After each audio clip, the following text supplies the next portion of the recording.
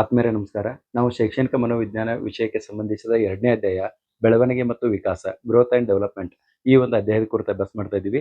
ಈಗಾಗಲೇ ನಾವು ಕಳೆದ ಅವಧಿಗಳಲ್ಲಿ ಪ್ರಮುಖ ಪರಿಕಲ್ಪನೆಗಳ ಅರ್ಥವನ್ನು ನೋಡ್ಕೊಂಡಿದ್ದೀವಿ. ಆಮೇಲೆ ವಿಕಾಸದ ಸಾರ್ವತ್ರಿಕ ತತ್ವಗಳನ್ನು ನೋಡ್ಕೊಂಡಿದ್ದೀವಿ. ಆಮೇಲೆ 3ನೇ ಅವಧಿಯಲ್ಲಿ ವಿಕಾಸದ ಮೇಲೆ ಪ್ರಭಾವ ಬೀರುವಂತ ಕಾರಕಗಳು ಈ ಒಂದು ವಿಷಯದ ಕುರಿತು ಅಭ್ಯಾಸ ಮಾಡ್ತಾ ಇದ್ದೀವಿ. ಇದರಲ್ಲಿ ಪ್ರಮುಖವಾಗಿ 2 ಕಾರಕಗಳು ಬರ್ತಾವ ಅಂತ ಹೇಳಿದ್ ನಾನು. ಒಂದು ಅನುವಂಶೀಯತೆ ಮತ್ತು ಪರಿಸರ. ಸೊ ಲಾಸ್ಟ್ ಅವಧಿಯಲ್ಲಿ ಕೊನೆಯ ಪೀರಿಯಡ್ದಾಗ ನಾವು ಅನುವಂಶೀಯತೆ ಕುರಿತು ನಾವು ಸಂಪೂರ್ಣವಾಗಿ ಅಭ್ಯಾಸ ಮಾಡಿದ್ವಿ. ಅನುವಂಶೀಯತೆ ಆಮೇಲೆ ಪರಿಸರದ ಅರ್ಥವನ್ನು ಕೂಡ ನೋಡ್ಕೊಂಡಿದ್ವಿ. ಆದ್ರೆ ಇದನ್ನ ಸಂಕ್ಷಿಪ್ತವಾಗಿ ನೋಡ್ಕೊಂಡು ನಾವು ಅನುವಂಶೀಯತೆಯ ಪ್ರಭಾವ ಎಷ್ಟದ ವಿಕಾಸದ ಮೇಲೆ ಅನ್ನೋದನ್ನ ಡೀಟೇಲ್ ಆಗಿ ನೋಡಿದ್ವಿ.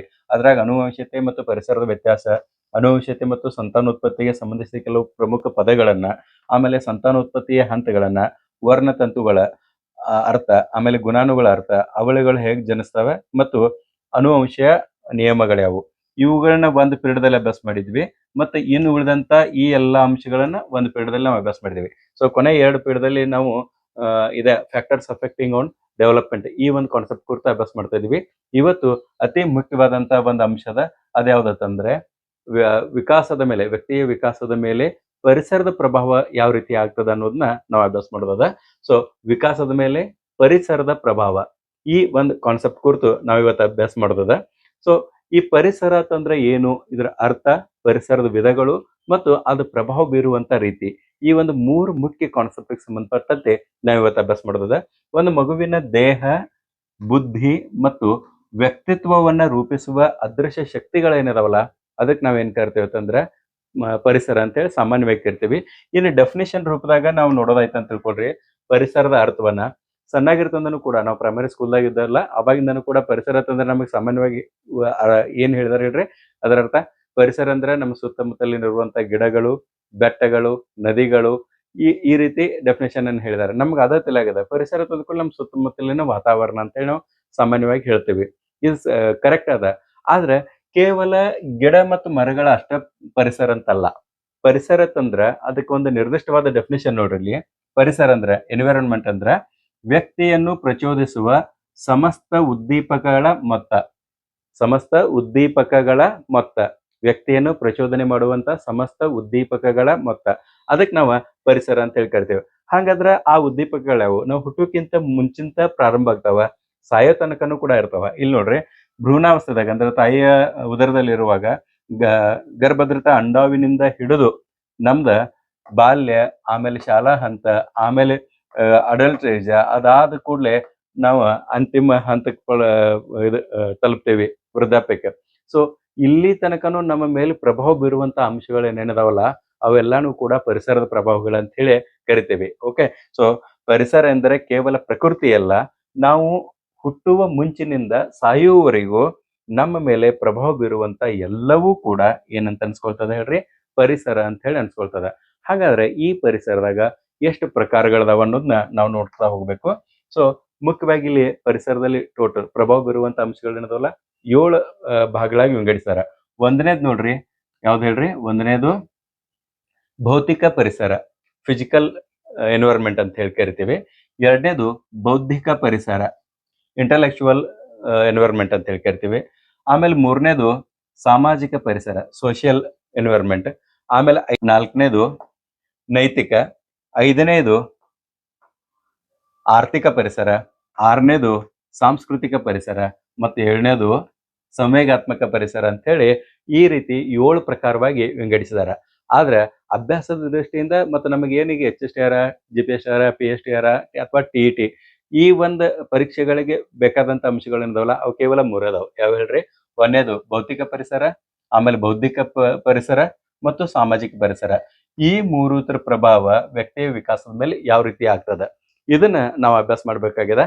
ಸೊ ಹಾಗಾದ್ರೆ ಭೌತಿಕ ಪರಿಸರ ಅಂದ್ರೇನು, ಬೌದ್ಧಿಕ ಪರಿಸರ ಅಂದ್ರೇನು, ಸಾಮಾಜಿಕ ಪರಿಸರ ಅಂದ್ರೇನು, ಇದು ವ್ಯಕ್ತಿಯ ಮೇಲೆ ಅಂದ್ರೆ ಒಂದು ಮಗುವಿನಿಂದ ಹಿಡ್ಕೊಂಡು ಸಾಯೋ ತನಕನು ನಮ್ಮ ಮೇಲೆ ಯಾವ ರೀತಿ ಪ್ರಭಾವ ಬೀರ್ತದ ಅನ್ನೋದನ್ನ ನಾವು ಈಗ ಸ್ಟೆಪ್ ಬೈ ಸ್ಟೆಪ್ ನಾವು ನೋಡ್ತಾ ಹೋಗೋಣ. ಓಕೆ, ಸೊ ಒಂದೇದು ಏನದಲ್ಲ ಭೌತಿಕ ಪರಿಸರ ಅಂತ ಹೇಳಿ.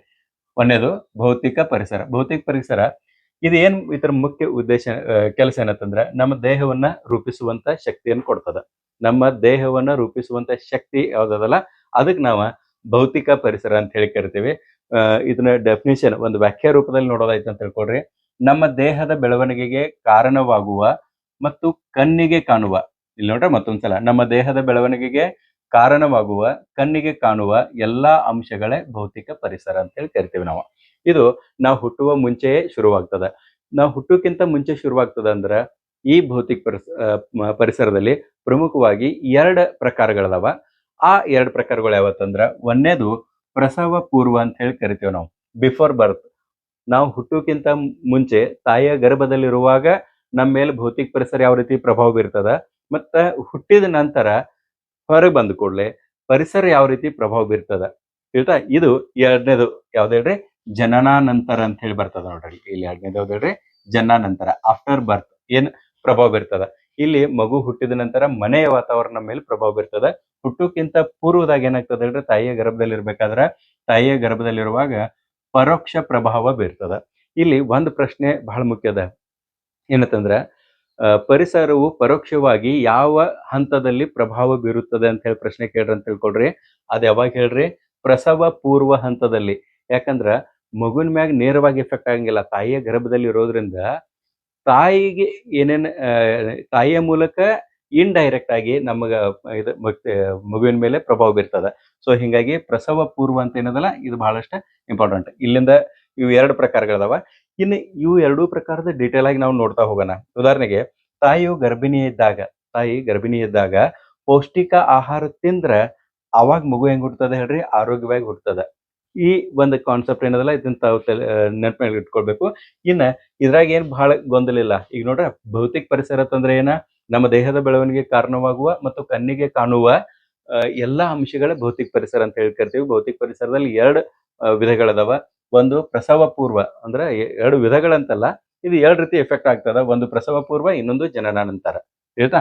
ಇನ್ನ ನೆಕ್ಸ್ಟ್ ನೋಡ್ರಿ, ಭೌತಿಕ ಪರಿಸರದಲ್ಲಿ ಏನೇನಿವ ಅನ್ನೋದನ್ನ ನೋಡ್ಬೇಕಾಯ್ತು ತಿಳ್ಕೊಳ್ರಿ. ಗರ್ಭದಲ್ಲಿ ತಾಯಿಯ ಆರೋಗ್ಯ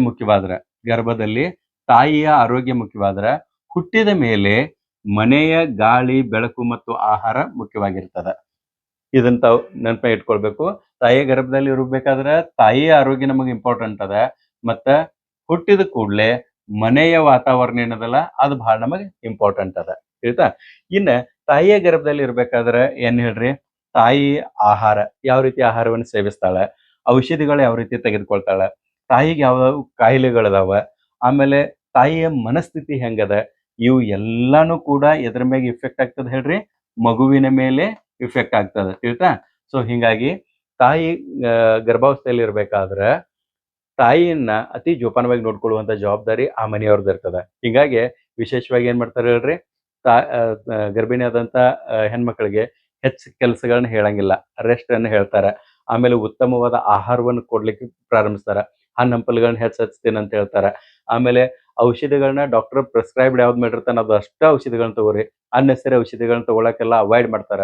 ತಲೆನುಸ್ಕಿ ತಿನ್ನೋದ, ಒಂದು ಕ್ರೋಸಿನ್ ತಿನ್ನೋದ, ಇಂಥವೆಲ್ಲಾನು ಬಂದ್ ಮಾಡಿಬಿಡ್ತಾರ ಅವಾಗ, ಹೇಳ್ತಿಲ್ಲ. ಆಮೇಲೆ ತಾಯಿಗೆ ಏನಾದ್ರು ಕಾಯಿಲೆಗಳೆಲ್ಲ ಇದ್ದು ಅಂತ ತಿಳ್ಕೊಳ್ರಿ, ಅದನ್ನು ಕೂಡ ಅವಾಯ್ಡ್ ಮಾಡ್ಲಿಕ್ಕೆ ಡಾಕ್ಟರ್ಗಳ ಸಲಹೆಯನ್ನು ಕೊಡ್ತಾರ. ಯಾಕಂದ್ರ ಇನ್ ಕೇಸ್ ಆಕಿಗೆ ಕಾಯಿಲೆಗಳಿದ್ದ ತಿಳ್ಕೊಳ್ರಿ, ಅವೆಲ್ಲಾನು ಕೂಡ ಮಗುವಿನ ಮ್ಯಾಗ ಎಫೆಕ್ಟ್ ಆಗ್ತದ. ಹುಟ್ಟು ಮಗು ಕೂಡ ಹಂಗ ಹುಟ್ಟುತ್ತದ. ಆಮೇಲೆ ಮನಸ್ಥಿತಿ, ತಾಯಿಯ ಮನಸ್ಥಿತಿ ಟೈಮ್ದಾಗ ಏನ್ ಹೇಳ್ರಿ, ಅತಿ ಉತ್ತಮವಾಗಿರ್ಬೇಕು. ನೆಗೆಟಿವ್ ಥಾಟ್ಸ್ ಎಲ್ಲ ಮಾಡಬಾರ್ದು. ಅವಳು ನೆಗೆಟಿವ್ ಥಾಟ್ಸ್ ಮಾಡಲಿಕ್ಕೆ ಮಗು ಕೂಡ ನೆಗೆಟಿವ್ ಥಾಟ್ ಮಾಡುವಂತಾದ ಹುಟ್ಟುತ್ತದ. ಹಿಂಗಾಗಿ ಇವೆಲ್ಲಾನು ಕೂಡ ತಾಯಿಯ ಗರ್ಭದಲ್ಲಿರ್ಬೇಕಾದ್ರ ನಡೆಯುವಂತ ಅಂಶಗಳು, ಇವೆಲ್ಲಾನು ಪ್ರಭಾವ ಬೀರುವಂತ ಅಂಶಗಳು. ಇನ್ನ ಮಗು ಹುಟ್ಟಿದ ಕೂಡಲೇ ಮನೆಯೊಳಗೆ ಏನೇನಾಗ್ತದ, ಮಗನ ಮ್ಯಾಗ ಏನೇನ್ ಎಫೆಕ್ಟ್ ಬೀಳ್ತದ ಹೇಳ್ರಿ, ಹವಾಗುಣ. ಮನೆಯ ಹವಾಗುಣ ಹೆಂಗದ ಅಂದ್ರ, ಪರಿಸರದ ಹವಾಗುಣ ಹೆಂಗದ ಅಂದ್ರೆ, ಹೆಚ್ಚು ಬಿಸಿಲು ಇರಬಾರ್ದು, ಹೆಚ್ಚು ಮಳಿನೂ ಇರಬಾರ್ದು, ಹೆಚ್ಚು ಚಳಿನೂ ಇರಬಾರ್ದು. 3 ಸಮ ಪ್ರಮಾಣದಲ್ಲಿ ಇರುವಂತ ವಾತಾವರಣ ಅದಕ್ಕೆ ಸಿಕ್ತಂತ ತಿಳ್ಕೊಳ್ರಿ, ಅದ ನೈಸರ್ಗಿಕವಾಗಿ ಅತಿ ಉತ್ತಮವಾಗಿ ಬೆಳಿತದ. ಆಮೇಲೆ 2ನೇದು ನೋಡ್ರಿ, ಕೊಠಡಿಯ ಬೆಳಕು ಮತ್ತು ಕತ್ತಲೆ. ಯಾವ ರೂಮ್ನಾಗ ಇರ್ತಾರಲ್ಲ, ತಾಯಿ ಮತ್ತು ಮಗು ಇರ್ತಾರಲ್ಲ, ಆ ರೂಮ ಕತ್ತಲೆ ಮತ್ತು ಬೆಳಕು ಈ ಎರಡಕ್ಕೂ ಸಮಾನವಾಗಿ ತೆಗೆದುಕೊಳ್ಬೇಕು. ಹೆಚ್ಚು ಮಗು ಹೆಚ್ಚು ಬೆಳಕಿಗೆ ಬರಬಾರ್ದು ಅಂತ ತಿಳ್ಕೊಂಡು ಡಾರ್ಕ್ ರೂಮ್ದಲ್ಲಿ ಇಟ್ಟಿರ್ತಾರ. ಅಟ್ಟ ಮಂದ ಬೆಳಕದಲ್ಲಿ ಆ ಮಗು ಬೆಳಿಬೇಕು ಅಂತ. ಮತ್ತೆ ಭೌಗೋಳಿಕ ಸ್ಥಿತಿ, ಅಲ್ಲಿರುವಂತ ಭೌಗೋಳಿಕ ಸ್ಥಿತಿ ಹೆಂಗದ ಅನ್ನೋದು ಇಂಪಾರ್ಟೆಂಟ್ ಆಗ್ತದ. ಪೋಷಣೆ ಮತ್ತು ಸೌಲಭ್ಯ, ಮಗುನ ಹೆಂಗ್ ಬೆಳೆಸ್ತಾರು, ತಾಯಿಯ ಒಂದು ಎದೆ ಹಾಲನ್ನು ಕುಡಿತಾ ಅದು ಟೈಮ್ ಟು ಟೈಮ್ ಅದು ಆಹಾರವನ್ನು ಸೇವಿಸ್ತದೋ ಇಲ್ಲೋ, ಅದಕ್ಕೆ ಸ್ನಾನ ಮಾಡಿಸೋದಾಗ್ಲಿ, ಇವೆಲ್ಲಾನು ಬಹಳಷ್ಟು ಇಂಪಾರ್ಟೆಂಟ್ ಇರ್ತಾವ, ಅದನ್ನೆಲ್ಲಾನು ಕೂಡ ಜೋಪಾನವಾಗಿ ಬೆಳೆಸುವಂತ ಕೆಲಸವನ್ನು ಮಾಡ್ತಾರೆ. ಒಂದು ಆಸಕ್ತಿದಾಯಕ ವಿಷಯ ಒಂದು ಏನಂತಂದ್ರೆ, ಈಗೇನು ಸೂರ್ಯನ ಬೆಳಕು ಇರ್ತದಲ್ಲ, ಸೂರ್ಯನ ಬೆಳಕ ಆ ತಾಯಿ ಮತ್ತು ಮಗನ ಮ್ಯಾಗ ಬೀಳ್ತಂತ ತಿಳ್ಕೊಳ್ರಿ. ಸೊ ಸೂರ್ಯನ ಬೆಳಕದಿಂದ ನಮಗೆ ಯಾವ್ದು ವಿಟಮಿನ್ ಸಿಗ್ತದೆ ಹೇಳ್ರಿ? ವಿಟಮಿನ್ ಡಿ ಸಿಗ್ತದೆ. ಇದೊಂದು ಅಂಶ ನೆನಪಿಟ್ಕೊಳ್ರಿ. ಆಮೇಲೆ ನೆಕ್ಸ್ಟ್ ನೋಡ್ರಿ, ಇನ್ನು ತಾಯಿ ಗರ್ಭಾವಸ್ಥೆ ಇದ್ದಾಗ ಈ ಯಾವ ರೀತಿ ಪ್ರಭಾವ ಬೀರ್ತದ ಅನ್ನೋದಕ್ಕೆ ಇಲ್ಲೊಂದು ಚಾರ್ಟ್ ಅದ ನೋಡ್ರಿ. ಕೊನೆದ್ ನೋಡ್ರಿ, ಈಗಾಗಲೇ ಇದನ್ನ ಹೇಳಿದೆ ನಾನು ಲಾಸ್ಟ್ ಇದ್ರಾಗ ಸ್ಲೈಡ್ದಾಗ ಹೇಳಿದ, ತಾಯಿ ಸೇವಿಸುವ ಆಹಾರ ನೇರವಾಗಿ ಮಗುವಿನ ಮೇಲೆ ಎಫೆಕ್ಟ್ ಆಗ್ತದ. ಆಮೇಲೆ ಎರಡನೇದು, ತಾಯಿಯ ಆರೋಗ್ಯ ಮತ್ತು ಕಾಯಿಲೆಗಳು. ಆಕೆ ಉತ್ತಮ ಆರೋಗ್ಯ ಸ್ಥಿತಿಯೊಳಗಿದ್ರು ಮಗು ಉತ್ತಮ ಆರೋಗ್ಯವಂತ ಮಗು ಹುಟ್ಟುತ್ತದ. ಇಲ್ಲ ಆಕೆಗೆ ಸಾಕಷ್ಟು ಕಾಯಿಲೆಗಳು ಇದ್ದು ಅಂತ ತಿಳ್ಕೊಡ್ರಿ, ಮಗು ಹುಟ್ಟುವಾಗ ಆ ಕಾಯಿಲೆಗಳನ್ನ ತೆಗೆದುಕೊಂಡು ಹುಟ್ಟುತ್ತದೆ. ಆಮೇಲೆ ನೆಕ್ಸ್ಟ್ ಮೂರನೇದು ಯಾವ ಅಂಶ? ಅದು ತೆಗೆದುಕೊಳ್ಳುವ ಔಷಧಿಗಳು. ಅವಳು ಬಹಳ ಪ್ರಮಾಣದ ಔಷಧಿಗಳು ತಗೋತಿದ್ದಾಳೆ ಅಂತ ತಿಳ್ಕೊಡ್ರಿ, ಹುಟ್ಟುವಾಗ ಮಗು ಆರೋಗ್ಯವಂತ ಮಗು ಹುಟ್ಟಂಗಿಲ್ಲ, ಅದು ಸಾಕಷ್ಟು ವೀಕ್ ಮಗು ಹುಟ್ಟುತ್ತದೆ. ಆಮೇಲೆ ತಾಯಿಯ ಮನಸ್ಥಿತಿ ಮತ್ತು ಒತ್ತಡ, ಇದು ಬಹಳ ಇಂಪಾರ್ಟೆಂಟ್ ಅದ. ಯಾಕಂದ್ರೆ ಅವಳು ಮಾನಸಿಕವಾಗಿ ಅತಿ ನೆಮ್ಮದಿಯಿಂದ ಇರಬೇಕು. ಅವಳ ಮನಸ್ಥಿತಿ ಸರಿ ಇರ್ಲಿಲ್ಲ ಅಂತಂದ್ರೆ ಮಗುವಿನ ಮ್ಯಾಗ ಎಫೆಕ್ಟ್ ಆಗ್ತದ ಅಂತಂದಂಗ. ಆಮೇಲೆ ಇಲ್ಲಿ ಈ ಚಿತ್ರದಾಗ ಏನ್ ಹೇಳ್ತದ ಅಂತಂದ್ರೆ, ಈ 4 ಅಂಶಗಳು ಏನಿದಾವಲ್ಲ, ಈ 4 ಅಂಶಗಳು 1, ಆಮೇಲೆ ಇದು 2, ಈ ಕಡೆ ನೋಡ್ರಿ 3, ಇದೊಂದು 4, ಇವೆಲ್ಲಾ ಅಂಶಗಳು ಇಲ್ಲಿ ಏನು ಮಗು ಅದಲ್ಲ, ಇದು ಆಕ್ಚುಲಿ ಒಂದು ಸೀಡ್ ಅದ, ಒಂದು ಬೀಜ ಅದ. ಈ ಬೀಜದ ಮೇಲೆ ಪ್ರಭಾವ ಬೀರ್ತದ ತಂದಂಗ. ಬೀಜದ ತಂದ್ರೆ ಒಂದು ಗರ್ಭಧೃತ ಅಂಡಾಣು ತಂದಂಗ ಇದರ ಮೇಲೆ ಪ್ರಭಾವ ಬೀರ್ತದ. ಅದಕ್ಕೆ ಪೌಷ್ಟಿಕ ಆಹಾರ ಮತ್ತು ಸಂತೋಷ ಇತ್ತಂತ ತಿಳ್ಕೊಡ್ರಿ, ಅಲ್ಲಿ ಉತ್ತಮ ಬೆಳವಣಿಗೆ ಇರ್ತದೆ. ಮತ್ತು ಅಪೌಷ್ಟಿಕತೆ ಮತ್ತು ಅಧಿಕ ಒತ್ತಡ ಕಾಯಿಲೆ ಎಲ್ಲ ಇತ್ತಂತ ತಿಳ್ಕೊಡ್ರಿ, ಕೆಟ್ಟ ಪರಿಣಾಮ ಆಗ್ತದ ತಂದಂಗ ಇದರ ಅರ್ಥ. ಸೊ ಈ ಭೌತಿಕ ಪರಿಸರ ಅಂತ ಏನದಲ್ಲ, ಇದ್ರ ಬದಲಿ ನಿಮಗೆ ಕ್ಲಿಯರ್ ಆಗಿ ಗೊತ್ತಾಯ್ತು ಅಂತ ಹೇಳಿ ನಾ ತಿಳ್ಕೊಂಡಿದ್ದಾನೆ. ಇನ್ನೊಂದು ಕ್ಲಿಯರ್ ಮಾಡ್ಬೇಕಾದ್ರೆ ಇನ್ನೊಂದು ಏನಿತ್ತು ನೋಡ್ರಿ, ಎ ಅನ್ನೋ ಒಂದು ಮಗು ಅದ ಮತ್ತು ಇಲ್ಲಿ ಬಿ ಅನ್ನೋದು ಒಂದು ಮಗು ಅದ. ಎ ಮಗುಗ ಉತ್ತಮ ಆಹಾರ ಸಿಕ್ಕ್ಯದ, ಸ್ವಚ್ಛ ಮನೆ ಸಿಕ್ಕ್ಯದ, ಸಾಕಷ್ಟು ಬೆಳಕು ಮತ್ತು ಗಾಳಿ ವ್ಯವಸ್ಥೆ ಆಗ್ಯದ ಮತ್ತು ಉತ್ತಮ ಆರೈಕೆ ಆಗ್ಯದ. ಇವೆಲ್ಲಾನು ಕರೆಕ್ಟ್ ಪ್ರಮಾಣದಾಗ ಸಿಕ್ಕು ಅಂತ ತಿಳ್ಕೊಳ್ರಿ, ಉತ್ತಮ ದೈಹಿಕ ಬೆಳವಣಿಗೆ ಆಗ್ತದ. ಮತ್ತು ಇನ್ ಕೇಸ್ ಬಿ ಅನ್ನೋ ಮಗುಗ ಪೌಷ್ಟಿಕ ಆಹಾರ ಸಿಕ್ಕಿಲ್ಲ, ಸ್ವಚ್ಛತೆ ಕೊರತೆ ಅದ, ಸರಿಯಾದ ಆರೈಕೆನೂ ಆಗಿಲ್ಲ, ಗಾಳಿ ಬೆಳಕುನು ಕೂಡ ಸರಿಯಾಗಿ ಸಿಕ್ಕಿಲ್ಲ ಅಂತ ತಿಳ್ಕೊಳ್ರಿ, ಗಾಳಿ ಮತ್ತು ಬೆಳಕು ಇವು ಕೂಡ ಸರಿಯಾಗಿ ಸಿಕ್ಕಿಲ್ಲ ಅಂತ ತಿಳ್ಕೊಳ್ರಿ, ಅವಾಗ ಈ ಮಗು ಏನದಲ್ಲ ಇದು ಏನಾಗ್ತದೆ ಹೇಳ್ರಿ? ಮಗುವಿನ ಬೆಳವಣಿಗೆ ಕುಂಠಿತ ಆಗ್ತದ, ಇದು ಬೆಳವಣಿಗೆ ಆಗ್ತದ. ಇದು ಡಿಫ್ರೆನ್ಸ್ ಇರ್ತದ. ಅದಕ್ಕೆ ತಾಯಿ ಅಂದ್ರೆ ಯಾವಾಗ ಗರ್ಭಾವಸ್ಥೆಯಲ್ಲಿ ಇರ್ತಾಳ ಅವಾಗ ಸಿಗುವಂತ ಆರೈಕೆ ಏನದಲ್ಲ, ಪರಿಸರದ ಆರೈಕೆ ಮತ್ತು ಅದರ ಪ್ರಭಾವ ಬಹಳಷ್ಟು ಇಂಪಾರ್ಟೆಂಟ್ ಅದ ಅಂದಂಗ. ಇನ್ನು ಎರಡನೇದು ಬೌದ್ಧಿಕ ಪರಿಸರ. ಈಗ ಒಂದನೇದು ಭೌತಿಕ ಪರಿಸರ ಆಯ್ತು, ಎರಡನೇದು ಬೌದ್ಧಿಕ ಪರಿಸರ. ಇದು ಮಗುವಿನ ಬೌದ್ಧಿಕ ಶಕ್ತಿಯನ್ನು ಹೆಚ್ಚಿಸಲು ಪ್ರಭಾವ ಬೀರುವಂತ ಅಂಶಗಳು ಯಾವುದಲ್ಲ ಅದನ್ನೆಲ್ಲಾನು ನಾವು ಬೌದ್ಧಿಕ ಪರಿಸರ ಅಂತ ಹೇಳಿ ಕರಿತೀವಿ. ಇದಕ್ಕ ಮುಖ್ಯವಾಗಿ ಏನಂತಂದ್ರೆ 2 ಅಂಶಗಳದಾವ. ಮನೆಯ ಅಡಿಪಾಯ ಒಂದನೇದಾದ್ರ, ಎರಡನೇದು ಯಾವ್ದತ್ತಂದ್ರ ಶಾಲೆಯ ವಿಸ್ತರಣೆ. ಅಂದ್ರೆ ಶಾಲೆ ಯಾವ ರೀತಿ ಪ್ರಭಾವ ಬೀರ್ತದ ಅನ್ನೋದು ಎರಡನೇದು. ಭೌತಿಕ ಪರಿಸರದಾಗೂ ಕೂಡ 2 ಪ್ರಭಾವಗಳು ಇರ್ತಾವ. ಒಂದು ಪ್ರಸವ ಪೂರ್ವ ಪ್ರಭಾವಗಳು ಮತ್ತು ಮಗು ಹುಟ್ಟಿದ ನಂತರ ಪ್ರಸವ ನಂತರದ ಪ್ರಭಾವಗಳು. ಬೌದ್ಧಿಕ ಪರಿಸರದಾಗೂ ಕೂಡ 2 ಇಂಪಾರ್ಟೆಂಟ್ ಇದಾವ.